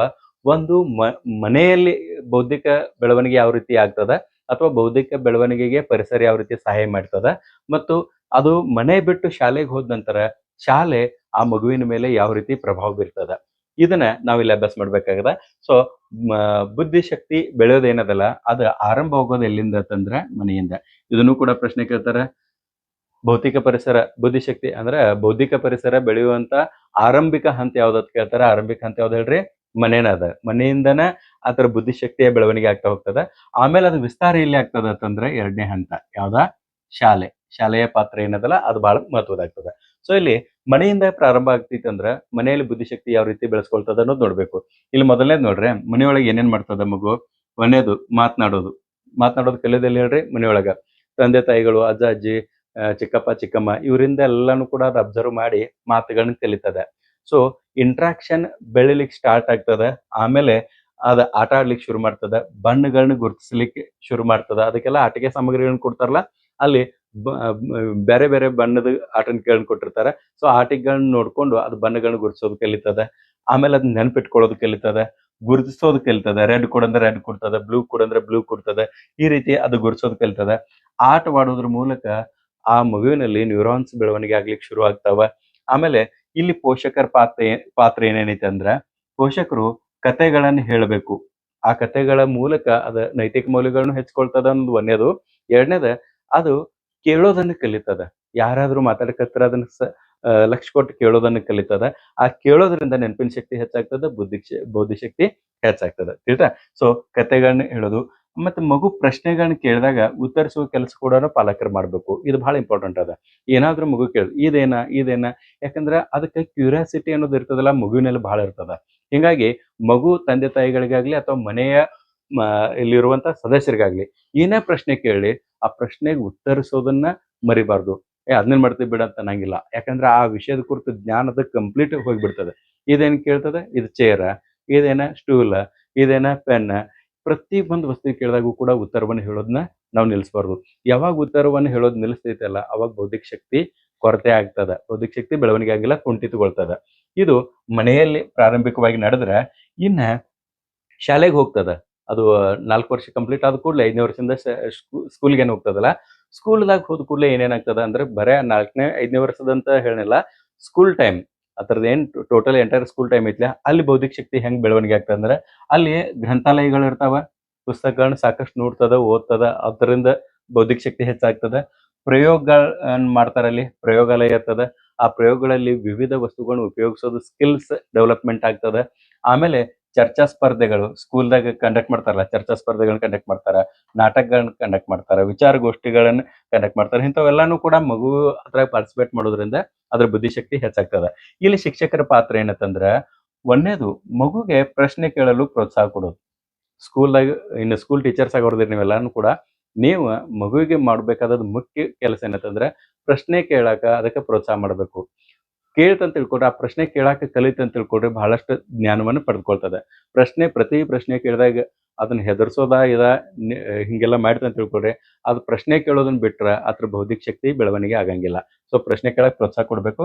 ಅದರಿಂದ ಸೃಜನಶೀಲತೆ ಹೆಚ್ಚಿಸ್ತದ. ಯಾವುದೇ ವಿಷಯದ ಕುರಿತು ಡೌಟ್ಸ್ಗಳನ್ನ ಇಟ್ಕೊಳಂಗಿಲ್ಲ. ಎಲ್ಲಾನು ಕೂಡ ಕ್ಲಿಯರ್ ಮಾಡ್ಕೊಳ್ಳಕ್ ಪ್ರಯತ್ನ ಪಡ್ತದೆ. ಯಾವಾಗ ಡೌಟ್ಸ್ ಕ್ಲಿಯರ್ ಆಗ್ತಲ್ಲ ಅವಾಗ ಆಟೋಮೆಟಿಕಲಿ ನೈಜವಾದ ಒಂದು ಬೌದ್ಧಿಕ ಬೆಳವಣಿಗೆ ಆಗ್ತದೆ. ಆಯ್ತಾ? ಸೊ ಉತ್ತಮ ಬೌದ್ಧಿಕ ಪರಿಸರ ತಂದ್ರೆ ಏನ್ ಹೇಳ್ರಿ, ಉತ್ತಮ ಕಲಿಕೆ ಆಗಬೇಕು ಮತ್ತ ಉತ್ತಮ ಚಿಂತನಾ ಶಕ್ತಿ ಡೆವಲಪ್ಮೆಂಟ್ ಆಗಬೇಕು. ಹಿಂಗಾದ್ರ ಬೌದ್ಧಿಕ ಶಕ್ತಿಯ ವಿಸ್ತರಣೆ ಆಗ್ತದ ತನ್ನ. ಓಕೆ, ಇನ್ ನೆಕ್ಸ್ಟ್ ನೋಡ್ರಿ, ಬೌದ್ಧಿಕ ಬೆಳವಣಿಗೆ ಅಂದ್ರೆ ಮೆದುಳಿಗೆ ಆಹಾರ ತಂದಂಗಿದೆ. ಆಯ್ತಾ? ಮೆದುಳಿಗೆ ಆಹಾರಕ್ಕೆ ಅಂತೇವೆ. ಇನ್ನು ಡೆಫಿನಿಷನ್ ಒಂದು ನೀವು ನೋಡೋದೈತೆ ಅಂತ ತಿಳ್ಕೊಡ್ರಿ, ವ್ಯಕ್ತಿಯ ಬುದ್ಧಿಶಕ್ತಿ ವಿಕಾಸಕ್ಕೆ ಅಗತ್ಯವಾದ ವಾತಾವರಣ ಏನೈತಲ್ಲ ಅದಕ್ಕೆ ನಾವ್ ಏನ್ ಕರಿತೀವಿ ಹೇಳ್ರಿ, ಬೌದ್ಧಿಕ ಪರಿಸರ ಅಂತ ಹೇಳಿ ಕರಿತೀವಿ. ಈಗಾಗಲೇ ನಾ ಇದನ್ನೆಲ್ಲಾನು ಕೂಡ ಹೇಳಿದೆ. ನಾನು ನಿಮ್ಗೆ ಏನ್ ಹೇಳಿದಾನೆ ಹೇಳ್ರಿ, ಬೌದ್ಧಿಕ ಶಕ್ತಿ ಹೆಚ್ಚಾಗ್ಬೇಕಾದ್ರೆ ಒಂದೇದು ಪೋಷಕರ ತರಬೇತಿ ಮತ್ತು ಅನುಭವಗಳು ಬಹಳಷ್ಟು ಇಂಪಾರ್ಟೆಂಟ್ ಅದಾವ. ಆಟವಾಡುವುದರಿಂದ ಮಗುವಿನ ಮೆದುಳಿನಲ್ಲಿ ನರಕೋಶಗಳು ನ್ಯೂರಾನ್ಸ್ ಅಂತ ಏನದಾವಲ್ಲ ಅವು ಸೃಷ್ಟಿ ಆಗ್ತಾವ. ಅವು ಸೃಷ್ಟಿಯಾಗಿ ಆಕ್ಟಿವ್ ಆದ ಅಂತ ತಿಳ್ಕೊಡ್ರಿ, ಆಟೋಮೆಟಿಕ್ ಆಗಿ ಎಲ್ಲ ಗ್ರಾಸ್ಪಿಂಗ್ ಪವರ್ ಹೆಚ್ಚಾಗ್ತದ. ಮತ್ ನ್ಯೂರಾನ್ಸ್ ಬಿಡುಗಡೆಗೆ ನಾವು ಅವಕಾಶ ಕೊಡ್ಲಿಲ್ಲ ಅಂತ ತಿಳ್ಕೊಡ್ರಿ, ಆ ನರಕೋಶಗಳು ಬೌದ್ಧಿಕ ನರಕೋಶಗಳು ಬೆಳಿಲಿಕ್ಕೆ ಅವಕಾಶ ಕೊಡ್ಲಿಲ್ಲ ಅಂತಂದ್ರೆ ಮಗುವಿನ ಬೌದ್ಧಿಕ ಶಕ್ತಿ ಕುಂಠಿತಗೊಳ್ತದೆ. ಓಕೆ, ಆಮೇಲೆ ಆಟ ಆಡ್ಲಿಕ್ಕೆ ಹೆಚ್ಚು ಅವಕಾಶವನ್ನು ಕೊಡೋದು. ಸಣ್ಣಗಿರ್ತಾವ ಮನೆಯೊಳಗೆ ಆಟ ಆಡ್ತಾವಲ್ಲ, ಆ ಆಟ ಆಡೋದ್ರಿಂದನೂ ಅದ್ರ ಬುದ್ಧಿಕ ಶಕ್ತಿ ಹೆಚ್ಚಾಗ್ತದ ಹೋಗ್ತದ. ಹಿಂಗಾಗಿ ಆಟದ ಸಾಮಗ್ರಿಗಳು ಎಂತ ಬರ್ತಾವಲ್ರಿ, ಕ್ಯೂಬ್ಸ್ ಇರ್ತಾವ, ಜೋಡಿಸಿದ್ರೆ ಒಂದು ಮನಿ ಚಿತ್ರ ಆಗ್ತದ, ಜೋಡಿಸಿದ್ರೆ ಒಂದು ಸ್ಕೂಲ್ ಆಗ್ತದ. ಈ ರೀತಿ ಬಿಲ್ಡಿಂಗ್ ಕನ್ಸ್ಟ್ರಕ್ಷನ್ ಮಾಡೋದು ಇವೆಲ್ಲ ಕ್ಯೂಬ್ಸ್ ಎಲ್ಲ ಇರ್ತಾವಲ್ಲ ಅದನ್ನೆಲ್ಲ ಕೊಡ್ಬೇಕು ನಾವು. ಕೊಡೋದ್ರಿಂದ ಅವತ್ರಲ್ಲೇ ಸೃಜನಶೀಲತೆ ಹೆಚ್ಚಾಗ್ತದ, ಬೌದ್ಧಿಕ ಶಕ್ತಿ ಹೆಚ್ಚಾಗ್ತದ, ಕನ್ಸ್ಟ್ರಕ್ಟಿವ್ ಮೈಂಡ್ ರೆಡಿ ಆಗ್ತದ. ಇವೆಲ್ಲಾನು ಕೂಡ ಆಟದ ಮೂಲಕ ಇರ್ತಾವ. ಪಾಲಕರಾದವ್ರು ಯಾವಾಗ್ಲೂ ಕೂಡ ಯಾವಾಗ ನೋಡಿದಾಗ ಆಟನ ಆಡ್ತೆ ಅಂತ ಹೇಳಿ ಮಕ್ಕಳನ್ನ ಬೈಬಾರ್ದು. ಆಯ್ತಾ? ಸ್ಕೂಲ್ದಾಗಲಿ ಅವಾಗ್ಲೂ ಕೂಡ ಅದ ಮಾಡ್ಬೇಕು. ಯಾಕಂದ್ರೆ ಆಟ ಆಡಿ ಬಂದ ಕೂಡಲೇ ಮಗು ಏನು ಫ್ರೆಶ್ ಆಗ್ತದಲ್ಲ ಅಷ್ಟು ಬೇರೆ ಯಾವ್ದೋ ಒಂದು ಸ್ಥಿತಿ ಒಳಗೆ ಮಲಿಗೆ ಎದ್ದ ಕೂಡಲೇ ಮತ್ತೆ ಆಟ ಆಡಿದ ಕೂಡಲೇ ಅದ್ ಮೈಂಡ್ ಎಕ್ದಮ್ ಫ್ರೆಶ್ ಇರ್ತದ. ಆ ಟೈಮ್ದಾಗ ಟೀಚಿಂಗ್ ಮಾಡಿದ್ರೆ ಎಲ್ಲಾನು ಕೂಡ ಅದ ಅರ್ಥ ಮಾಡ್ಕೊಳ್ತದ. ಓಕೆ, ಸೊ ಈ ಇದ್ರ ಕಡೆಗೆ ಲಕ್ಷ್ಯ ಇರಬೇಕು. ಆಮೇಲೆ ಮಗುವಿಗೆ ಬೌದ್ಧಿಕ ಪ್ರಚೋದನೆ ಫಸ್ಟ್ ಸಿಗೋದಿಲ್ಲಿಂದ ಹೇಳ್ರಿ, ಮನೆಯಿಂದ. ಅದೊಂದು ಗೊತ್ತಿರಲಿ. ಆಮೇಲೆ ಆಟದ ಸನ್ನಿವೇಶಗಳನ್ನ ಕ್ರಿಯೇಟ್ ಮಾಡುವಂಥದ್ದೆಲ್ಲಾನು ತಾವು ಇದು ಮಾಡ್ಬೇಕು, ಸ್ಕೂಲ್ದಾಗೂ ಕೂಡ ಸೆಟ್ ಮಾಡ್ಬೇಕು ಅಂತಂದಂಗೆ. ಆಮೇಲೆ ಮನೆ ಬಿಟ್ರೆ ಈಗೆಲ್ಲಾನು ಕೂಡ ಮನೆ ಕೆಲಸ ಅದು. ಮನೆ ಬಿಟ್ರೆ ಸ್ಕೂಲ್ ಏನೇನ್ ಮಾಡ್ಬೇಕು ಅನ್ನೋದು ಇಂಪಾರ್ಟೆಂಟ್ ಅದ. ಮನೆ ಬಿಟ್ರೆ ಶಾಲೆಯ ಅತಿ ದೊಡ್ಡ ಬೌದ್ಧಿಕ ಪರಿಸರ. ಹಿಂಗಾಗಿ ಈ ಸ್ಕೂಲ್ ಏನದಲ್ಲ, ಈ ಸ್ಕೂಲ್ ಮಕ್ಕಳಿಗೆ ಏನೇನ್ ಮಾಡಿಕೊಡ್ತದ, ಒಂದನೇದು ಇಲ್ಲಿದ ಏನ್ ಹೇಳ್ರಿ, ಗ್ರಂಥಾಲಯ ಸೌಲಭ್ಯವನ್ನು ಮಾಡಿಕೊಡ್ತದ. ಆಮೇಲೆ ಎರಡನೇದು ಪ್ರಯೋಗ ಶಾಲೆಗಳ ಮೂಲಕ ಅದು ಕಲಿತದ. ಆಮೇಲೆ ಮೂರನೇದು ಇಲ್ಲದ ನೋಡ್ರಿ, ಏನದ ನಾಟಕ ಮತ್ತು ಸಂಗ್ರಹಾಲಯಗಳು, ವಸ್ತು ಸಂಗ್ರಹಾಲಯಗಳು ಇರ್ತಾವ, ಅಲ್ಲಿ ನಾಲೆಜ್ ಬಿಡ್ತದ. ಆಮೇಲೆ ಇಲ್ಲದ ಯಾವುದು ಪಠ್ಯ ಮತ್ತು ಸಹಪಠ್ಯ ಚಟುವಟಿಕೆಗಳು, ಪಾಠದ ಜೊತೆಗೆ ಆಟಗಳು ಬಹಳಷ್ಟು ಇಂಪಾರ್ಟೆಂಟ್ ಅದಾವ ಮತ್ತು ಸಹಪಠ್ಯಗಳು ಕೂಡ ಬಹಳಷ್ಟು ಇಂಪಾರ್ಟೆಂಟ್ ಅದಾವ. ನಿಬಂಧ ಸ್ಪರ್ಧೆ, ಚರ್ಚಾ ಸ್ಪರ್ಧೆ, ನಾಟಕ ಇಂಥವು ಎಲ್ಲಾನು ಕೂಡ ಕಂಡಕ್ಟ್ ಮಾಡೋದ್ರಿಂದ ಮಕ್ಕಳಲ್ಲಿ ಬೌದ್ಧಿಕ ಶಕ್ತಿ ಹೆಚ್ಚಾಗ್ತದೆ. ಆಮೇಲೆ ಇಲ್ಲದ ನೋಡ್ರಿ, ಇವು ಕೂಡ ಚರ್ಚಾ ಸ್ಪರ್ಧೆ, ವಿಚಾರಗೋಷ್ಠಿ, ಈ ಎಲ್ಲಾ ಅಂಶಗಳು ಕೂಡ ಸ್ಕೂಲ್ ಏನ್ ಮಾಡ್ತದೆ ಹೇಳಿ, ಮಗುವಿನಲ್ಲಿ ಬೌದ್ಧಿಕ ಶಕ್ತಿಯ ವಿಕಾಸಕ್ಕೆ ಅವಕಾಶವನ್ನ ಮಾಡಿಕೊಡ್ತದೆ. ಆಯ್ತಾ? ಶಾಲೆಯಲ್ಲಿರುವಂತಹ ಲೈಬ್ರರಿ, ಇವೆಲ್ಲಾ ಕಾರ್ಯಕ್ರಮಗಳು ಕೂಡ ಮಗುವಿನ ಬೌದ್ಧಿಕ ಶಕ್ತಿಯ ಮೇಲೆ ಪ್ರಭಾವ ಬೀರುವಂತ ಅಂಶಗಳದಾವ. ಸೊ ಈ ಪರಿಸರವನ್ನ ನಾವು ಕರೆಕ್ಟ್ ಆಗಿ ಮಗುವಿಗೆ ಕೊಟ್ರೆ ಮಗು ಬೌದ್ಧಿಕ ಶಕ್ತಿಯನ್ನ ವಿಕಾಸ ಮಾಡ್ಕೊಳ್ತದೆ. ಇನ್ ನೆಕ್ಸ್ಟ್ ನೋಡ್ರಿ, ಮೂರನೇದದು ಯಾವ್ದು ಹೇಳ್ರಿ? ಸಾಮಾಜಿಕ ಪರಿಸರ. ಸಾಮಾಜಿಕ ಪರಿಸರಕ್ಕೆ ಎರಡು ಹೆಸರಿನಿಂದ ಕೇಳ್ತಾರೆ. ಒಂದು ಸಾಂಸ್ಕೃತಿಕ ಸಮಾಜ ಅಂತ ಹೇಳ್ತಿರ್ತಾರ, ಅಂದ್ರೆ ಸಾಂಸ್ಕೃತಿಕ ಅನುವಂಶೀಯತೆ ಅಂತ ಹೇಳ್ತಿರ್ತಾರ, ಸಾಮಾಜಿಕ ಅನುವಂಶೀಯತೆ ಹೇಳಿ ಕೂಡ ಕರೀತಾರ. ನಾವು ಹುಟ್ಟುತ್ತಲೇ ಭಾಷೆ ಸಂಸ್ಕೃತಿಯನ್ನ ಕಲಿತಿರುವುದಿಲ್ಲ. ಹುಟ್ಟಿದ ಕೂಡಲೇ ಭಾಷೆ ಸಂಸ್ಕೃತಿ ಕಲಿತಿರಂಗಿಲ್ಲ. ಅದನ್ನ ಯಾರು ಕಲಿಸ್ತಾರಂದ್ರ ನಮ್ಮ ಹಿಂದಿನ ತಲೆಮಾರಿನವರು ನಮಗೆ ಕಲಿಸುವ ಈ ಜ್ಞಾನವೇ ಸಾಮಾಜಿಕ ಪರಂಪರೆ ಅಂತ ಹೇಳ್ತಿರ್ತೇವೆ ನಾವು. ಸಾಮಾಜಿಕ ಪರಂಪರೆ ಅಂತಂದ್ರೆ ನಮ್ಮ ಹಿಂದಿನ ಬಳುವಳಿಯಿಂದ ನಮಗೆ ಕಲಿಸಲ್ಪಟ್ಟಂತಹ ಮೌಲ್ಯಗಳು ಅಂತಂದಂಗೆ, ಅದಕ್ಕೆ ನಾವು ಸಾಮಾಜಿಕ ಪರಿಸರ ಅಂತ ಹೇಳಿ ಕರಿತೀವಿ. ಉದಾಹರಣೆಗೆ ಇಲ್ಲಿ ನೋಡ್ರಿ, ಸಾಮಾಜಿಕ ಪರಿಸರವು ವ್ಯಕ್ತಿಯ ಸಾಂಸ್ಕೃತಿಕ ಪರಿಸರಕ್ಕೆ ಸಂಬಂಧಿಸಿದೆ. ಇದನ್ನು ಸಾಮಾಜಿಕ ಅನುವಂಶೀಯತೆ ಅಂತ ಹೇಳನು ಕರೀತಾರೆ, ಒಂದನೇದು. ಅಥವಾ ಸಾಮಾಜಿಕ ಪರಂಪರೆ ಅಂತ ಹೇಳಿನೂ ಕರೀತಾರೆ. ಈ ಎರಡು ಹೆಸರಿನಿಂದ ಸಾಮಾಜಿಕ ಪರಿಸರವನ್ನು ಕರೀತಾರೆ. ಒಂದನೇದು ಯಾವ್ದು ಹೇಳ್ರಿ? ಸಾಮಾಜಿಕ ಅನುವಂಶೀಯತೆ. ಮತ್ತೆ ಎರಡನೇದು ಸಾಮಾಜಿಕ ಪರಂಪರೆ ಅಂತ ಹೇಳಿ ಕರೀತಾರೆ. ಯಾಕಂದ್ರೆ ಮಗು ಹುಟ್ಟುತ್ತನಾಗ ಭಾಷೆ ಎಲ್ಲ ಕಲಿತಿರಂಗಿಲ್ಲ. ಅದು ನಂತರ ಇದ್ರಾಗ ಏನ್ ಹೇಳ್ರಿ, ಹುಟ್ಟಿದ ಕೂಡಲೇ ಹಿರಿಯರು ಅದಕ್ಕೆ ಕಲಿಸ್ಕೊಡ್ತಾರ. ಅಂಥವು ಯಾವ ಕಲಿಸ್ಕೊಡ್ತಾರಂದ್ರೆ, ಹಿಂದಿನ ಪೀಳಿಗೆಯಿಂದ ನಮಗೆ ಬಳುವಳಿಯಾಗಿ ಬಂದಿರುವಂತದ್ದು ಯಾವತ್ತಂದ್ರೆ, ಒಂದನೇದು ಭಾಷೆ, ಎರಡನೇದು ಆತಿಥ್ಯ, ಮನೆಗೆ ಯಾರು ಬಂದ್ರಕ್ಕೆ ಅವ್ರನ್ನ ಹೆಂಗ್ ನಡ್ಸ್ಕೊಳ್ಬೇಕು ಅನ್ನೋದು ಕಲಿಸ್ಕೊಡ್ತಾರೆ. ಮೂರನೇದು ನಡತೆ, ಯಾರ ಜೊತೆ ಹೆಂಗಿರ್ಬೇಕು ಅನ್ನೋದು ಕಲಿಸ್ತದ. ಆಮೇಲೆ ನಾಲ್ಕನೇದು ಯಾವ್ದಂದ್ರೆ ಸಂಪ್ರದಾಯಗಳು, ಆಚಾರ ವಿಚಾರಗಳು, ಇವೆಲ್ಲಾನು ಕೂಡ ಹಿಂದಿನ ತಲೆಮಾರಿನಿಂದ ನಮಗೆ ಬಳುವಳಿಯಾಗಿ ಸಿಕ್ಕಿದಾವ. ಅಂದ್ರೆ ಅವ್ರು ಕಲಿಸ್ಕೊಟ್ಟಿದಾರ, ಅದನ್ನ ನಾವು ಮುಂದುವರಿಸ್ತಾ ಹೊಂಟಿದ್ದೇವೆ. ನಮಗೆ ನಮ್ಮ ತಂದೆ ತಾಯಿಗಳಿಗೆ, ಅಜ್ಜ ಅಜ್ಜಿಗಳು, ನಾವಿನ್ ನಮ್ಮ ಮಕ್ಕಳಿಗೆ, ನಮ್ಮ ಮಕ್ಕಳು ಅವ್ರ ಮಕ್ಕಳಿಗೆ, ಈ ರೀತಿ ಇವನ್ನೆಲ್ಲಾನು ನಾವು ಟ್ರಾನ್ಸ್ಫರ್ ಮಾಡ್ಕೊಂತ ಹೋಗ್ತೇವೆ. ಅದಕ್ಕೆ ನಾವು ಇದಕ್ಕೆ ಸಾಮಾಜಿಕ ಪರಿಸರಕ್ಕೆ ಸಾಮಾಜಿಕ ಅನುವಂಶೀಯತೆ ಮತ್ತು ಸಾಮಾಜಿಕ ಪರಂಪರೆ ಅಂತ ಹೇಳಿ ಈ ಎರಡು ಹೆಸರಿನಿಂದ ಕರಿತೇವೆ. ಇನ್ನ ನೆಕ್ಸ್ಟ್ ಮುಂದುವರೆದ್ ನೋಡೋದಾದ್ರೆ, ನಮ್ಮ ಸಮಾಜದಾಗ ಏನೇನು ಯಾವ ರೀತಿ ಸಮಾಜ ನಮ್ಮ್ಯಾಗ ಎಫೆಕ್ಟ್ ಮಾಡ್ತದ, ಸಾಮಾಜಿಕ ಪರಿಸರ ಹೆಂಗೆ ಎಫೆಕ್ಟ್ ಮಾಡ್ತದ ಅಂದ್ರೆ, ಮೊದಲನೇ ಹಂತದಾಗ ಇಲ್ಲಿ ಮಗು ಐತೆ ಅಂತ ತಿಳ್ಕೊಳ್ರಿ. ಇಲ್ಲಿ ಐತಾ, ಮೊದಲನೇ ಹಂತದಾಗ ಬರೋದು ಯಾವ್ದತ್ತಂದ್ರೆ ಕುಟುಂಬದ ವಾತಾವರಣ ಏನೈತಿಲ್ಲ, ಇದು ಬಹಳ ಇಂಪಾರ್ಟೆಂಟ್. ಇಲ್ಲಿ ಯಾರ್ಯಾರು ಬರ್ತಾರೋ ಕುಟುಂಬದ ವಾತಾವರಣ ಅಂತಂದ್ರೆ ತಂದೆ ತಾಯಿ, ಅಜ್ಜ ಅಜ್ಜಿ, ಆಮೇಲೆ ಜಾಯಿಂಟ್ ಫ್ಯಾಮಿಲಿ ಇದ್ರೆ ಚಿಕ್ಕಪ್ಪ ಚಿಕ್ಕಮ್ಮ, ಅಣ್ಣ ತಮ್ಮ, ಅಕ್ಕ ತಂಗಿ, ಇವರೆಲ್ಲರೂ ಕೂಡ ಆ ಮಗುವಿನ ಮೇಲೆ ಬಹಳಷ್ಟು ಪರಿಣಾಮವನ್ನು ಬೀರ್ತಾರ. ಅವ್ರೆಲ್ಲಾರು ಒಳ್ಳೆಯವ್ರಿದ್ರೆ ಮಗು ಒಳ್ಳೆಯದ ರೀತಿ ಬೀಳ್ತದ, ಅವರೆಲ್ಲಾ ಕೆಟ್ಟವ್ರಿದ್ರೆ ಮಗು ಕೆಟ್ಟದಾಗೆ ಬೀಳ್ತದೆ. ಒಂದೇ ಹಂತದು ಯಾವ್ದ? ಮನೆ. ಇನ್ನು ಎರಡನೇದು ಸಮವಯಸ್ಕರ ಗುಂಪು. ಎರಡನೇ ಸ್ಟೇಜ್ನಾಗ ಯಾವ್ದು ಹೇಳ್ರಿ? ಸಮವಯಸ್ಕರ ಗುಂಪು. ಸಮವಯಸ್ಕರ ಗುಂಪು ಅಂತಂದ್ರ ಮನೆಯ ಅಕ್ಕಪಕ್ಕದಲ್ಲಿ ಅದೇ ಏಜ್ನಾಗ ಮಕ್ಳು ಇರ್ತಾವ. ಫಸ್ಟ್ ಆಟ ಆಡೋದು ಅವ್ರ ಜೊತೆಗೇನೆ. ಸ್ಕೂಲ್ಗೆ ಹೋಗೋಕ್ಕಿಂತ ಪೂರ್ವದಲ್ಲಿ ಮಗು ಯಾರ ಜೊತೆಗೆ ಆಟ ಆಡ್ತದ? ಮನೆಯಾಗ ಇರುವಂತಹ ಸದಸ್ಯರ ಜೊತೆಗೆ ಮತ್ತು ಮನೆಯ ಅಕ್ಕಪಕ್ಕದಲ್ಲಿ ಇರುವಂತಹ ಸಮವಯಸ್ಕರ ಗುಂಪಿನ ಜೊತೆಗೆ ಆಟ ಆಡ್ತದ. ಸೊ ಅವ್ರ ಪ್ರಭಾವ ಈ ಮಕ್ಕಳ ಮ್ಯಾಗ ಆಗ್ತದೆ. ಈಗ ಒಂದೊಂದು ಉದಾಹರಣೆಗೆ, ಈಗ ನಮ್ಮದು ಮನೆ ಇರ್ತದ, ಅಗ್ದಿ ಸುಸಂಸ್ಕೃತ ಫ್ಯಾಮಿಲಿ ಇರ್ತದ. ನಾವು ಯಾವುದೇ ಒಂದು ನಮ್ಮ ಮನೆ ಪಕ್ಕಕ್ಕೆ ಯಾರೋ ಒಬ್ಬರು ಬಾಡಿಗೆ ಬರ್ತಾರ, ಅವ್ರ ಮನೆ ಒಳಗೊಂದು ಮಗು ಇರ್ತದ. ಅದು ಹೊಲಸು ಬೇಗಗಳನ್ನ ಬೇಯೋದು, ಕಲ್ ತಗೊಂಡು ಒಯ್ಯೋದು, ಬಡಿಯೋದು, ಹೊಡಿಯೋದು ಮಾಡ್ತಿತ್ತು. ಆ ಮಕ್ಕಳ ಜೋಡಿ ಈ ನಮ್ಮ ಮಗ ಆಟ ಆಡಿದಂತ ತಿಳ್ಕೊಳ್ರಿ, ಆ ಲ್ಯಾಂಗ್ವೇಜ್ ಅನ್ನು ಕಲಿತದ, ಆ ಬಿಹೇವಿಯರ್ ಅನ್ನು ಕಲಿತದ. ಸೊ ಸಮವಯಸ್ಕರ ಪ್ರಭಾವ ಮಗುವಿನ ಮೇಲೆ ಬಹಳ ಆಗ್ತದೆ. ಇದು ಕೂಡ ಇಂಪಾರ್ಟೆಂಟ್ ಅದ. ಇದಾದ ಕೂಡಲೇ ಶಾಲೆಗೆ ಹೋಗ್ತದೆ.